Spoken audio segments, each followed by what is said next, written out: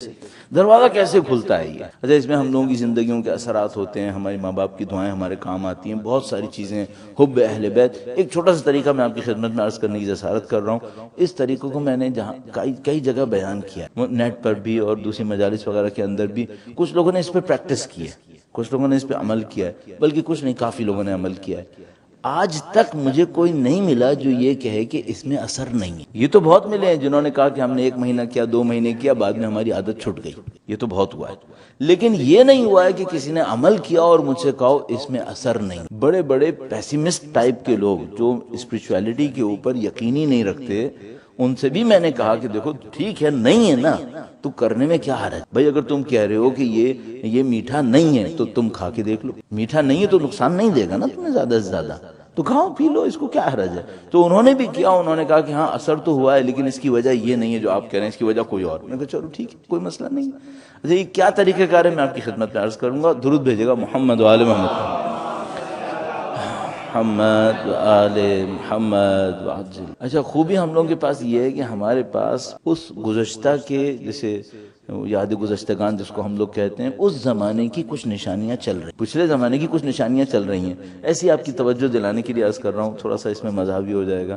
آپ نے کبھی دیکھا ہوگا، آپ گاڑی چلا رہے ہوں، پاکستان اور ہندوستان میں تو بہت زیادہ ہوتا ہے، کچھ مانگنے والے آ جاتے ہیں اور جا کے وہ نوک کرتے ہیں اور آپ ان کو کیا کہتے ہیں؟ پتہ نہیں آپ کے یہاں کیا کہتے ہیں ایگزیکٹلی؟ ہم کہتے ہیں معاف کرو، صحیح۔ البتہ معاف کرو وہ کم سے کم حکم کے انداز میں کہتے ہیں۔ اچھا، یہ معاف کرو کیوں کہتے ہیں؟ میں نے کون سی غلطی کی ہے؟ معاف کرو کا ہے نا، معافی آپ کب کہتے ہیں معاف کرو؟ معاف کرو اس وقت کہتے ہیں جب میں نے کوئی غلطی کی ہو۔ اچھا، نوک کس نے کیا ہے؟ اس نے کیا ہے۔ اور معافی کون مانگ رہا ہے؟ میں نے کون سی غلطی کی ہے بھائی؟ میں نے کیا غلطی کی ہے؟ اچھا، معاف کرو تو کہتا ہوں، لیکن معافی مانگنے کے لیے ایک لہجہ بھی تو چاہیے ہوتا ہے، اور لہجہ میرا کیسا ہوتا ہے؟ یعنی میرے معاف کرو کا ٹرانسلیشن دفع ہو جاؤ میں بہت دور نہیں ہے، لیکن ہے معاف کرو۔ لہجہ یہ ہے کہ بھاگ جاؤ، لیکن جملہ یہ ہے کہ معاف کرو۔ یہ کیا کہانی ہے؟ یہ لہجہ جدید دور کا ہے اور لفظ پرانے وقتوں کا ہے۔ جو پرانے وقت کیا تھا؟ پرانا وقت یہ تھا کہ اگر کسی نے آپ سے کچھ مانگ لیا تو گویا اس نے اپنی عزت آپ کے حوالے کر دی، اور اگر آپ صاحب عزت ہیں تو آپ کو دینا ہے، اور اگر آپ نہیں دے رہے تو اس کا مطلب یہ ہے کہ اب آپ اس کے سامنے شرمندہ ہو گئے۔ پچھلے زمانے میں یہ تھا، مانگتے نہیں تھے، اگر مانگ لیا تو اس نے گویا اپنی عزت آپ کے قدموں میں رکھ دی۔ آپ صاحب عزت ہیں تو آپ کی ڈیوٹی کیا ہے؟ آپ کی ڈیوٹی یہ ہے کہ آپ اس کی رسپیکٹ کریں اور کچھ نہ کچھ دے دیں، ٹھیک ہے؟ اور اگر آپ نے نہیں دیا تو سمجھا جائے گا کہ بھئی آپ تو بہت ہی بڑی بے عزتی کر گئے۔ تو گزشتہ زمانے کے دستور سے جو چلا آ رہا تھا، اس کا جواب کیا تھا؟ اگر کسی نے مانگا اور میں نہیں دے سکا تو میں اس سے کیا کہتا تھا؟ بھائی مجھے معاف کرنا، میں نہیں کر سکتا۔ اب یہ تو سارا نکل گیا، معاف کرو رہ گیا۔ معاف کرو کا لہجہ جدید دور کا ہے اور لفظ پرانے دور۔ یہ ہمارے ساتھ بہت ہوتا ہے کہ ہم نئے اور پرانے کو لے کے چل رہے ہوتے ہیں اور پرانے کا کوئی فٹ پرنٹ باقی رہ جاتا ہے، تو معاف کرو رہ گیا ہے ابھی بھی۔ اس طرح اسپرچویلٹی کے کچھ فٹ پرنٹس ہمارے اندر رہ گئے ہیں ابھی، اور یہ اچھا ہے کہ ابھی کچھ بچ گیا ہے، ورنہ اگر یہ بھی نکل جاتا ہاتھ سے تو نہیں معلوم پھر کیا ہونا تھا۔ ان میں سے ایک چیز، بڑی عالیشان چیز جو ہمارے درمیان بچ گئی ہے، رہ گئی ہے، وہ بیوی کے نام کی تسبیح ہے۔ درود بھیجے گا ان کے نام گرامی پر، صلی اللہ علیہ محمد آل محمد۔ یہ بڑی عظیم الشان چیز ہے جو ہمارے درمیان رہ گئی ہے، لیکن بالکل معاف کرو کہ لہجے کی طرح رہ گئی ہے۔ یہ تسبیح ہم کتنی دیر میں پڑھتے ہیں؟ دیر سویر کیا، میں آپ سے پوچھوں کتنے سیکنڈ میں پڑھتے ہیں؟ تو میں نے اندازہ لگایا ہے، جس زمانے میں ایسی حرکتیں غلط قسم کی کرتا تھا، میں نے اندازہ لگایا کہ لوگ 15 سے 20 سیکنڈ کے اندر تسبیح پڑھ لیتے۔ اچھا، اب یہ جو تسبیح ہے اس میں اللہ اکبر، اللہ ایک ورڈ ہے، اکبر ایک اور ورڈ ہے، ٹوٹل ملائیں تو آپ کے پاس 200 ورڈز بنیں گے، ٹھیک ہے نا؟ اللہ اکبر 34 ٹائمز تو 68 تو یہی ہو گئے، پھر باقی کو کر لیں تو 200 ورڈز آپ کے پاس بنیں گے۔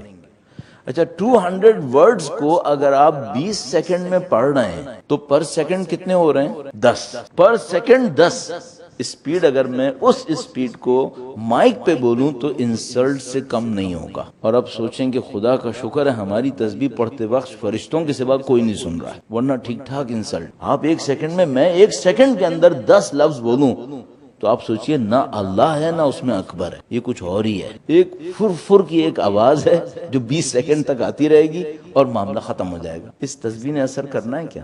پہلا اسٹیپ یہ کر لیجئے، آپ یہ سوچ لیجئے کہ بھائی یہ تسبیح ہے، اس میں 200 ورڈز ہیں، میں نے اس کو تھوڑا سا سکون سے پڑھنا ہے۔ اپنے اوپر واجب دے دیں، ذمہ داری ڈال دیں کہ میں نے اس کو 2 منٹ میں پڑھنا، جلدی نہیں کرنی۔ مثلا کسی سپیڈ سے پڑھنا ہے، جیسے ایسے اللہ اکبر اللہ اکبر اللہ اکبر، کم سے کم اتنی سپیڈ پہ لے آؤں، وہ جو ایک دم BMW چل رہی ہے پیچھے، یہ سب تسبیح کے ساتھ یہ مذاق ختم ہونا چاہیے۔ اب وقت آ گیا، بہت ہو گئی، اب تسبیح کی سپیڈ کو تھوڑا سا سلو کر لو، پہلا اسٹیپ۔ دوسرا اسٹیپ یہ کیجئے کہ اس میں اللہ کا نام ہے اور اکبر ہے، یہ جو ورڈز ہوتے ہیں یہ کسی چیز کی ریفلیکشن ہوتی ہے، ورڈز ریالٹی کو ریفلیکٹ کر رہے ہو۔ مثلا میں آپ سے کہتا ہوں سیل فون، تو سیل فون ایک ورڈ ہے لیکن ریفلیکٹ کر رہا ہوتا ہے اس پیس کو جو آپ کے ہاتھ میں ہے۔ یہ جو اللہ ہے یہ خدا کی ذات جلالہ کو ریفلیکٹ کرنے کے لیے، اور اکبر اس کی کبریائیت کو بیان کرنے کے لیے۔ صحیح ہے، آپ یہ جو ورڈ ریفلیکٹ کر رہے ہیں نا، اس پر تھوڑا سا ایک گلمس ضرور ڈال دیں، کچھ ہے یہاں پر۔ جیسے آپ نے کہا اللہ اکبر، تو سوچئے خدا ہے جس کی کبریائی ہے، تو آپ نے 34 ٹائمز کہنا ہے اللہ اکبر۔ تھوڑی دیر کے لیے اپنے دل کے اندر سوچیں خدا کی کبریائی عظیم الشان، اس کی عظمت بہت، اپنے دل پہ تھوڑا سا ریفلیکشن لائیں۔ پھر آپ نے کہنا ہے الحمدللہ، تو آپ سوچیں خدا کی نعمتوں کا شکر، الحمدللہ الحمدللہ الحمدللہ۔ تھوڑا سا سوچ ایک آدھ نعمت کو یاد بھی کر لیجئے، جیسے اولاد کی نعمت یاد کر لی، ایمان کی یہ نعمت یاد کر لی، میری باڈی صحیح چل رہی ہے، میں صحیح سالم ہوں الحمدللہ، وہ جو خدا نے عزت دی ہے الحمدللہ، کچھ چیزوں کو یاد کر الحمدللہ الحمدللہ۔ تیسرا کام ہے سبحان اللہ، یعنی جتنی خرابیاں مجھ سے ہیں اللہ کی ذات پاک و پاک، خرابیاں مجھ سے، غلطیاں میری ہیں، اللہ کی ذات میں کوئی برائی۔ تسبیح تھوڑا سا سلو پڑھیں، نمبر 1۔ نمبر 2، جو پڑھ رہے ہیں اس پہ تھوڑا سا ریفلیکشن ڈالیں، اپنے ذہن کو تھوڑا سا اس کی طرف لے کر جائیں۔ بس اس کا مطلب یہ ہے کہ میں ادھر ادھر چلتے پھرتے تسبیح پڑھ رہا ہوں، یہ صحیح نہیں ہوگا، آپ بیٹھ کے پڑھیں۔ ویسے بھی تسبیح کے آداب میں سے ایک ہے کہ جس کروٹ پر آپ نے نماز پڑھی ہے اس کو اٹھے بغیر آپ نے تسبیح پڑھنی ہوتی ہے، چینج نہیں کریں آپ، یعنی جگہ سے نہیں اٹھیں، وہیں بیٹھے بیٹھے آپ کا پاؤں تھک گیا ہے تو آپ اپنی کروٹ تبدیل کر سکتے ہیں، لیکن یہ کہ اٹھے نہیں۔ تسبیح کا ادب یہ ہے کہ وہیں بیٹھ کے پڑھیں آپ۔ صحیح، تو یہ 2 باتیں ہو گئیں۔ اب میں ایک بات اور ایڈ کرنا چاہ رہا ہوں، یہ تھوڑی عجیب سی بات ہے، اس کو سمجھنے میں، نہیں قبول کرنے میں تھوڑی سی پریشانی ہوتی ہے۔ اس سے پہلے میں ایک سائنٹیفک پروف دے دوں تاکہ آپ کو پریشانی نہ ہو۔ درود بھیجے گا محمد و آل محمد پر، محمد آل محمد وعجل۔ آپ نے قدیم زمانے میں دیکھا ہوگا لوگوں کو، آج کل ہم لوگ یہ سب نہیں کرتے، قدیم زمانے میں دیکھا ہوگا کہ کوئی کسی کے پاس گیا اور اس نے کہا کہ میرے لیے کچھ دم کر دیں، تو وہ اٹھاتا، اس نے کچھ پڑھا اور پانی میں پھونکا اور اس کو پکڑا دیا۔ صحیح، اچھا اب ہم لوگ یہ کام نہیں کرتے، اس کی وجہ یہ ہے کہ 2 نمبر دم اتنے آ گئے کہ ہم لوگ بے دم ہو گئے بالکل۔ ہم نے کہا بھائی اب یہ دم کی دنیا جو ہے وہ ختم کرو، اب معاملہ یہ چھوڑ، ہم نے کرنا چھوڑ دیا۔ لیکن سوال ایک ہے، یہ جو پانی ہے کیا اس پر کچھ اثر ہوتا ہے یا نہیں ہوتا ہے؟ ہوتا ہے یا نہیں ہوتا ہے؟ سائنٹیفک پروف چاہیے بھائی، ادھر ادھر کی بات نہیں چاہیے۔ تو ایک جیپنیز ہے، اس نے بہت پہلے ایک ریسرچ ورک کیا تھا، تقریباً 8-9 سال پہلے، میرے خیال میں 10 سال ہو رہے ہوں گے شاید، اتنا تقریباً ہو رہا ہوگا۔ آپ نیٹ پہ جائیں، سرچ کریں میسیجز فرام واٹر، وہ آ جاتا ہے، اس میں بہت ساری چیزیں، داستانیں اس نے لکھی ہیں۔ اس کی داستان اس طرح سے تھی کہ وہ واٹر کا کوئی ایک ڈراپ لیتا تھا اور اس کو سب زیرو میں ڈراپ کر کے اس کو کرسٹلائز کر دیتا تھا، پھر اس کرسٹل کو وہ مائکروسکوپ کے نیچے رکھتا تھا اور اس کرسٹل کی شیپ دیکھتا تھا کہ کیسی بنی۔ تو اس نے یہ دکھایا، پوری دنیا کو بتایا کہ بھائی یہ جو پانی ہے یہ بہت ہی ہوشیار ہے، یہ بہت ہی عقل مند ہے، یہ پانی بہت ہی عجیب و غریب چیز ہے۔ یعنی اس طرح سے اس نے کیا کہ ایک بوتل لی، اس بوتل کے اوپر لکھا کہ میں تمہیں مار دوں گا، انگلش میں، جاپنیز میں اور مختلف زبانوں میں، کہ اس کو دھمکیاں لکھ دی، اور ایک بوتل لی اور اس کے اوپر لکھا کہ مجھے تو بہت اچھے لگتے ہو اور میرا تمہارا بڑا اچھا رشتہ ہے اور یہ ہے وہ، تھینک یو، اور یہ اور وہ، یہ سب دونوں بوتلوں کے اوپر صرف لیبل لگا کے رکھ دیا۔ اور کچھ دنوں کے بعد اس نے وہ جس کے اوپر دھمکیاں لکھی تھیں اس کو جو کرسٹلائز کیا تو انتہائی بدصورت کرسٹل بنے، اور وہ جو اس نے تھینکس اور فلاں فلاں لکھا تھا اس کو جو کرسٹل کیا تو بڑے خوبصورت کرسٹل بنے۔ اچھا وہ جاپنیز تو بیچارہ دیوانہ ہو گیا، وہ کرسٹل بنا کے مر گیا۔ پھر تو اس نے کیا کیا، اس نے کہا جناب 2 آدمی لڑ رہے تھے کہیں پر ریسٹورینٹ کے اندر، اس نے پانی رکھ دیا بیچ، خوب چک چک بگ بگ ہوتی رہی، لڑائی ختم ہوئی، اس نے پانی اٹھایا، اس کو جا کے مائکروسکوپ میں دیکھا اتنا گندا کرسٹل جس کی کوئی حد نہیں۔ پھر اس نے دیکھا بھائی کہیں پہ کچھ لوگ عبادتیں کر رہے ہیں، رہے ہیں ایک دوسرے کے ساتھ، وہ وہاں پہ اس نے جا کے رکھ دیا. اب جو عبادتوں کا کرسٹر اٹھا کے دیکھا تو انتہائی خوبصورت. اس کو پتا چلا کہ بھائی یہ پانی ایک ایسی چیز ہے جو لینگویجز بھی سمجھتی ہے. تو اس نے دنیا کی مختلف زبانوں کا تجربہ کیا کہ بھائی یہ سمجھ رہے نہیں سمجھ رہی. اچھا آپ کو اگر یقین نہیں آئے نا تو آپ نیٹ پہ جا کے دیکھ لیجیے گا، نیٹ بڑا اچھا سورس ہے. اور یہ کوئی یعنی جسے کہتے ہیں نا کہ وہ نہیں ہے آپ گوگل پہ سرچ کیا کوئی ایک انون سی ویب سائٹ کھل گئی، باقاعدہ یونیورسٹیز نے اس کے اوپر کام کیا. پھر میں ایک دفعہ ایران میں تھا تو ایک خاتون اسکالر تھی ایران میں تہران میں، انہوں نے کیا کیا کہ بالکل سیم میتھڈ کو قرآن کریم کی آیتوں پہ امپلیمنٹ، یعنی پانی کو قرآن کریم کی آیتیں سنا کر اس کا کرسٹل بنوایا. اور پھر ان لوگوں نے وہ ساری، چونکہ مائکروسکوپ سے جو بھی آپ دیکھ رہے ہوتے ہیں اس کا پکچر کھینچ کے اس کا آپ پرنٹ نکال سکتے ہیں، دنیا کو دکھا سکتے ہیں. تو انہوں نے پوری دنیا کو دکھایا کہ دیکھو یہ بن گیا قرآن کریم. خوبصورت ترین چیزیں قرآن کریم کی آیتوں سے بنی، اہل بیت کے ناموں سے بنی. یہ پانی یہ سب دیکھ رہا ہوتا ہے. اچھا اب ایک بات عجیب و غریب ہے، ہم تقریباً 70% کے قریب پانی پانی. اچھا اب اگر میں کسی کے بارے میں حسد کے جذبہ لیے بیٹھا ہوں اور میں کسی کے بارے میں برا سوچ رہا ہوں تو میری باڈی پر اثر پڑ رہا ہے یا نہیں پڑ رہا ہے؟ بھائی میں بھی تو پانی ہوں نا. پڑ رہا ہے. کس کا نقصان کروں گا؟ اس کا کچھ نہیں بگڑے گا، وہ پتہ نہیں کہاں بیٹھا ہے. میں اپنے اوپر ظلم کر رہا ہوں، اپنے پانی کا بیڑا غرق کر رہا ہوں. میں 70% خود پانی. صحیح ہے، اس کو آپ تھوڑی دیر کے لیے قبول کر لیجئے اور آپ نیٹ پہ جا کے اس کو سرچ کر لیجئے گا. جو میں نے آپ کی خدمت میں عرض کیا وہ سارا کا سارا تقریباً آپ کو مل جائے گا. جاپنی سائنٹسٹ کا نام کافی عرصے سے میرے دماغ میں نے دہرایا نہیں تو میرے دماغ سے نکل گیا. اگر کسی کے ذہن میں ہے تو بعد میں بتائیے گا، لیکن سرچ کرنے کے لیے میں نے آپ کو کی ورڈز دے دیے ہیں، یہ آپ جا کے سرچ کر لیجئے گا، فوراً آپ پہنچ جائیں گے، کوئی مشکل نہیں ہو. اچھا میں نے جب اس کو پہلی دفعہ دیکھا تو میں نے یہ سوچا کہ میں اپنے ذکر میں جو میں اہل بیت کا ذکر کروں، اللہ کا ذکر کروں، اس میتھڈ کو کہاں استعمال کروں. تو میری سمجھ میں یہ آیا کہ بھئی یہ جو میرا بلڈ ہے یہ بھی تو ایک لیکوڈ ہی ہے نا. اور سب سے زیادہ میرے وجود میں، میرے میٹیریل وجود کے اندر جس کی رسائی ہے، جس کی اپروچ ہے وہ بلڈ کی ہے. ہماری باڈی میں سوائے ناخن اور بال کی کوئی جگہ ایسی نہیں ہے جس کو اگر آپ نے چھیڑا تو وہاں سے بلڈ نہیں نکلے گا. ہر جگہ سے بلڈ نکلے گا سوائے ناخن اور بال. یہ 2 جگہیں شاید ایسی ہیں جہاں سے بلڈ نہیں نکلتا ہے، باقی سب جگہ سے بلڈ نکلتا ہے. تو پھر مجھے ایک بات سمجھ میں آئی، وہ یہ کہ اگر میں نے کوئی ذکر اپنے بلڈ پہ پڑھ دیا وہ میرے جسم کے کونے کونے میں پہنچ جائے گا تو اس کا اثر میرے جسم کے کونے کونے پہ آ جائے گا.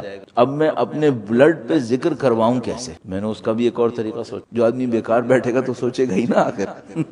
میں بیکار بیٹھا تھا تو میرے دماغ میں آیا کہ بھائی اس کا اس طرح سے حل کیا جا سکتا ہے. تو میں نے ایک حل سوچا. میں نے یہ حل سوچا کہ جب میں تسبیح پڑھوں گا نا تو میں سوچوں گا کہ یہ جو میرا ہارٹ ہے، جو پمپنگ اسٹیشن ہے میرے بلڈ کا، یہ تسبیح پڑھ رہا ہے. باڈی کے سارے بلڈ نے گزرنا یہیں سے ہی ہے. تو میں نے سوچا جب میں کہوں گا اللہ اکبر نا تو بالکل یوں سوچوں گا جیسے یہاں کا میرا دل یہ کہہ رہا ہے اللہ اکبر، اللہ الحمدللہ الحمدللہ. یہاں سے سوچوں. تو میں نے کنسنٹریٹ کیا اپنی سوچنے کی طاقت کو اپنے دل کی طرف اور سوچا کہ یہ جو دل ہے گویا میرا دل پمپ کر رہا ہے اور کہہ رہا ہے اللہ اکبر اللہ اللہ. تو میرے بلڈ کے اوپر اس ذکر کا اثر آئے. اچھا یہاں سے آئے گا تو پھر پوری باڈی میں پہنچ ہی جائے گا. 3 پوائنٹس میں تسبیح کے اوپر محنت کر. Number 1 speed slow, number 2 meanings پر تھوڑا سا ریفلیکشن، نمبر 3 یہ جو پمپنگ اسٹیشن والی بات کہی. آپ یہ کام کر لیں. اگر کوئی، میں ممبر پہ بیٹھا ہوں، اگر کوئی 1 ہفتے تک کرے اور کہے مجھ پہ اثر نہیں ہوا، آج تک میں نے نہیں سنا. 1 ہفتے تو چھوڑ دیں، کوئی 1 دن کرے 5 دفعہ بھی چھوڑ دیتے ہیں ہم لوگ، سب ملا ملو کے پڑھتے ہیں نا، تو 3 دفعہ کر لیں. 3 دفعہ کوئی کرے روزانہ اور کہے مجھ پہ اثر نہیں ہو رہا، میں نے نہیں سنا. ایک دفعہ میں پاکستان سے باہر ایک جگہ پہ تھا، ایک گھر، وہاں کی جو ہماری ایک بہن تھی وہاں پہ بہت ماشاءاللہ محنت کرنے والی، وہ میرے پاس آئیں کہنے میرا دل بڑا پریشان رہتا ہے، میں کیا کروں. یہ ترکیب مجھے ان دنوں نئی سمجھ میں آئی. تو میں نے کہا یہ آزمانے کے لیے یہ خاتون بہت مناسب ہے، کہیں تو بھائی میں آزماؤں نا اس ترکیب کو. تو میں نے ان سے کہا کہ بہن ایسا کریں، آپ ایسے کریں. تو انہوں نے کہا اس کا کیا ہوگا.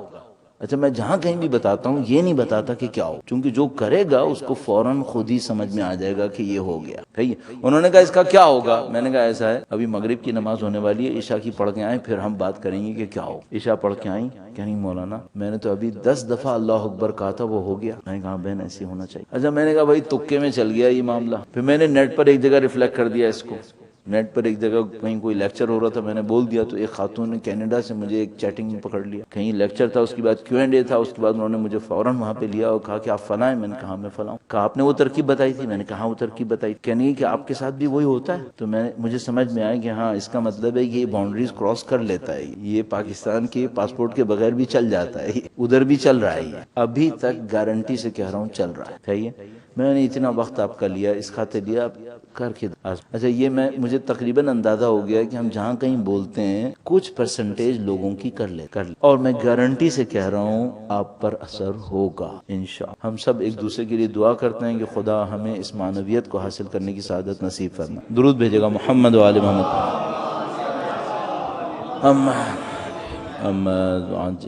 سب یہ ایک پریکٹس ہو گئی، پریکٹس کی بات ہوئی تھی نا کہ بھئی ایسا جا رہے ہیں نا، ہم کل روانہ ہو جائیں گے، آپ کو ایسی باتیں کر کے چلے جائیں، پھر آپ کے پاس کرنے کے لیے کچھ نہ ہو، کیونکہ ہم لوگ تو ٹیچر ہیں، ہم لوگ پڑھاتے، تو ٹیچر کوئی ہوم ورک دیے بغیر نہیں جاتا ہے، ٹیچر اسائنمنٹ دیتا ہے، کوئی نہ کوئی کام دے کے جاتا ہے، تو بھئی ہم تو ٹیچر کم از کم بچوں کے لیے تھے، یہاں تو ہم کام تو کم سے کم دے سکتے۔ یہ ایک کام ہو گیا۔ ایک اور کام میں آپ کی خدمت میں عرض کروں گا۔ اچھا اگر آپ نے یہ جو تسبیح والی بات کہی ہے اس کو روٹین میں کر لیا تو پھر آپ اس کے کمالات کچھ اور، اگر آپ نے روٹین بنا لیا اس کو تو پھر آپ اس کے کمالات بہت دیکھیں گے، آپ کا دل بہت عجیب و غریب طریقوں سے بہت ساری چیزوں کے لیے تیار ہونا شروع ہو جائے گا۔ تیار دل کسے کہتے ہیں؟ تیار دل اسے کہتے ہیں جس پر حقیقتیں ریفلیکٹ ہوں، حقیقتوں کے پیچھے بھاگنا نہ پڑے، حقیقت اس پہ ریفلیکٹ ہونا، اس کو ہم تیار دل کہتے ہیں۔ ایک وہ ہوتا ہے نا کہ میں ادھر ادھر بھاگتا ہوں اور دیکھتا ہوں بھائی میری شکل نظر کیسی آ رہی ہے، آئینہ مجھے نظر نہیں آ رہا، اور ایک دفعہ آئینہ میرے ہاتھ میں ہوتا ہے، میرا دل چاہتا ہے میں یوں اٹھاتا ہوں اور دیکھتا ہوں اچھا یہ ہے۔ آپ کے پاس دل ایک آئینہ ہے، حقیقت ڈھونڈنے کہیں نہیں جانا چاہیے، یہ یہاں پہ ریفلیکٹ ہونا چاہیے، اس کو اتنا صاف ہونا چاہیے، اصولاً ایسا ہونا چاہیے۔ ہم لوگ نہیں کر پائیں یہ اللہ کی مرضی، ہمارا ارادہ اللہ کے اوپر بعد میں چھوڑوں، پہلے تو اپنی مصیبت ہے ہماری، تو خدا توفیق دے ہی دیتا ہے۔ یہ کر لیں، ایک ہو گیا، ایک پریکٹس ہو گئی۔ دوسری پریکٹس یہ ہے، اللہ ہم سب کو کرنے کی توفیق نصیب فرمائے، اور جو میں آپ کی خدمت میں عرض کر رہا ہوں صرف اس لیے عرض کر رہا ہوں تاکہ آپ کریں گے مجھے ثواب ملے گا۔ میں اچھا بزنس مین ہوں اس معاملے کے، کہ مجھے پتا ہوتا ہے کہاں سے مجھے پروفٹ مل سکتا ہے، تو میں اس کو اپرچونٹی کو جانے نہیں دوں گا۔ دوسرا راستہ یہ ہے کہ آپ نے ایک واجب نماز پڑھ لی، مستحب نماز جو بھی آپ پڑھ رہے تھے وہ آپ نے پڑھ لی، نماز ختم ہو گئی، آپ سجدے میں گئے، جس کو ہم معمولاً سجدہ شکرانہ کہتے ہیں۔ سجدہ شکرانہ بہت بڑی فضیلت ہے، بہت بڑا کام۔ آپ سجدہ شکر میں گئے، اب آپ کیا کریں؟ آپ کا ویژن تو بند ہو گیا، اب آپ کو دنیا کی اور کوئی چیز نظر نہیں آ رہی ہے سوائے کارپیٹ کے، اگر آپ گھور کے دیکھنے کی کوشش کریں تو شاید نظر نہیں۔ اب آپ کا جب آنکھیں بند ہو گئی ہیں، اب آپ اپنے دل کو کھول اور آپ اپنے خدا سے گفتگو کرنا شروع کریں، 1 to 1 آپ کی اپنی زبان میں، جس میں آپ کو آسانی، جو بھی زبان ہے آپ کی، کوئی بھی زبان ہے آپ کی، اللہ کے، یوں سوچیں آپ کھڑے، خدا کھڑا ہے، آپ نے خدا سے 1 to 1 گفتگو کرنی ہے۔ کوئی غائب کا صیغہ استعمال نہیں کیجیے گا، تھرڈ پرسن استعمال نہیں کیجیے گا، وہ ہے جو نہیں، وہ نہیں، وہ سامنے کھڑا ہے، تم کہو، آپ کہو، اے خدا کہو، کیونکہ وہ سامنے ہے۔ غائب کیوں لے رہے ہو؟ حاضر سمجھو۔ آپ سجدے میں جائیں اور خدا کو سمجھیں کہ حاضر ہو گیا، اب گفتگو کرو، بات کرو۔ اچھا اب کوشچن یہاں پہ یہ آتا ہے کہ بھائی بات کریں کیا؟ بزنس پارٹنر سے تو بزنس کے بارے میں بات ہوتی، اور کوئی ہوتا ہے تو اس سے کچھ اور باتیں ہوتی ہیں، اس سے کیا بات کرنی ہے؟ اس سے جو دل میں آ رہی ہے نا وہ کہہ۔ اب کوئی تکلیف ہے؟ بولے، کیا تکلیف ہے؟ آپ کچھ چاہیے آپ کو؟ بولیں۔ اچھا شروع میں آپ پینسل، بٹن اور جوتے سے لے کے پتہ نہیں کیا کچھ مانگنے کی کوشش کریں گے، بعد میں آپ کو خود ہی سمجھ میں آ جائے گا کہ اللہ سے یہ سب چیزیں مانگنا بہت چھوٹی بات، کوئی بڑی چیز مانگنی چاہیے۔ آپ شروع کریں، گفتگو کرنا شروع کریں۔